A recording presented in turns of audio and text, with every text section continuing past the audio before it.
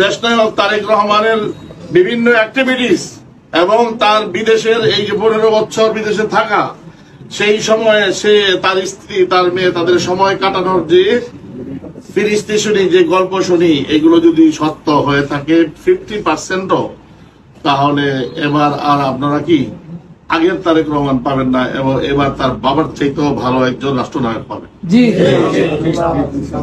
তাহলে আমরা তো আশায় ভোগ পাতে পারি, যে একজন মানুষ আসতেছেন যে নাকি এখানে আসার পরে ছলচাতুরির কোনো আশ্রয় নেবে না। বাংলাদেশের একজন মানুষ শান্তিতে কোনো কাজ করেনি কোনো সময়। আমি সমালোচনার দৃষ্টিতে আগেও দেখছি, এখনো দেখতেছি, ভবিষ্যতেও দেখবো। মহাসত্য কথা, শান্তিতে কোনো কাজ করে নাই, কিন্তু শান্তিতে নোবেল পুরস্কার যে লোকটাকে দেওয়া হয়েছিল, সেই লোকটা তার নাম কেউ আসছে যে নোবেল পুরস্কার পেয়েছিল, সেটাও লাজ রাখতে পারে নাই। 1 বছরের বেশি সময় হয়ে গেছে, যেখানে 90 দিনে কি করতো, তত্ত্বাবধায়ক সরকার নির্বাচনের ব্যবস্থা করত, প্রয়োজনীয় সংস্কার করত, উনি সেই 90 পাইছে আল্লাহ জানে।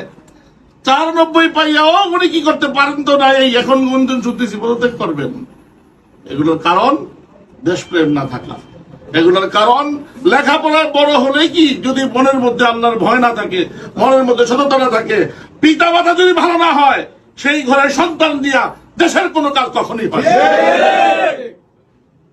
এই জন্য আমাদেরকে এখন থেকে কি করতে হবে, যে তারেক রহমান যদি আসেন, তাকে নেতা বানিয়ে রাষ্ট্রনায়ক বানিয়ে যদি আমরা 20টা বছর কাটাতে পারি, আর কিছু সৎ মানুষ যদি আনতে পারি। আচ্ছা বলেন তো দেখি, 70টা সরকারে বসে বসে গরুটা খাইতেছিল, এই 70টা আমরা আরো 30টা বাড়াই দিলাম, গরুর কি উপকার হবে? গরুর কোন উপকার আছে? আগে খাইতো 70 জনে, এখন খাবে কি 100 জনে। মৌলিক ভাবে আসলে আমরা অভ্যস্ত হয়ে গেছি বঞ্চিত হতে হতে। এই বঞ্চনার উপরে আমাদের কি জীবনের যখন থেকে বুঝি তখন থেকে এ পর্যন্ত শুধু আশ্বাস আশ্বাস আর আশ্বাস।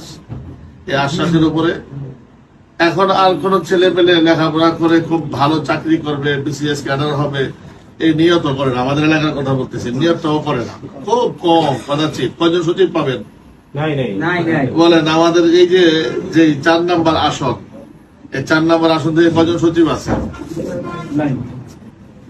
কয়জন বড় ধরনের সৎ রাজনীতিবিদ আছে? কয়জন ডাক্তার? কিছু ডাক্তার আমাদের আছে, এখনো হইতেছে, আলহামদুলিল্লাহ, এটাও ভালো দিক। ডাক্তার ইঞ্জিনিয়ার তো বাবার পয়সা আছে অনেকেরই, সেই পয়সা খরচ করে হয়তো ইঞ্জিনিয়ারিং পড়তেছে, ডাক্তারি পড়তেছে। এই বঞ্চনা দেখতে দেখতে এখন আমাদের অভ্যেস হয়ে গেছে না, আমরা তেমনই।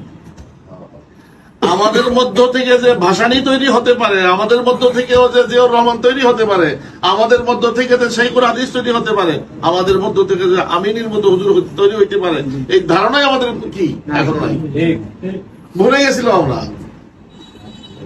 এই জন্য নতুন করে আবার পুরান সবক ইয়াদ করতে হবে আমাদের, যে না, এই 54 বছর 55 বছরে যা না হয়েছে সেই কাজ আমরা করে যাবো, যেন আগামী 50 বছরের এই এলাকার মানুষকে, আগামী 50 বছর তো লাগবেই না ইনশাল্লাহ, 20 বছর, শুধুমাত্র 20টা বছর লাগবে আমাদের এই সিটটাকে দেখে দেখে বাকি আরো 63টা জেলা এমন হয়ে যাবে।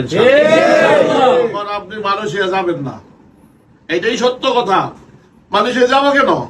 আমার শুধুমাত্র এই পিরিয়ডে 15 বছরে যেই পরিমাণে টাকা হয়েছে, যদি জন হিসাবে দেওয়া হয়, 14 লক্ষ করে টাকা পায় সারা বাংলাদেশের মানুষ।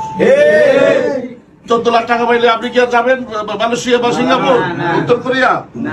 শুধু এই পিরিয়ডে 15 বছরে যে টাকাগুলো গেছে, সেই টাকাগুলো যদি জন হিসেবে ভাগ করি, তাহলে প্রতি জনে জনে 14 লক্ষ। তার মানে একটা ফ্যামিলিতে 5 জন হলে 5 14 কত?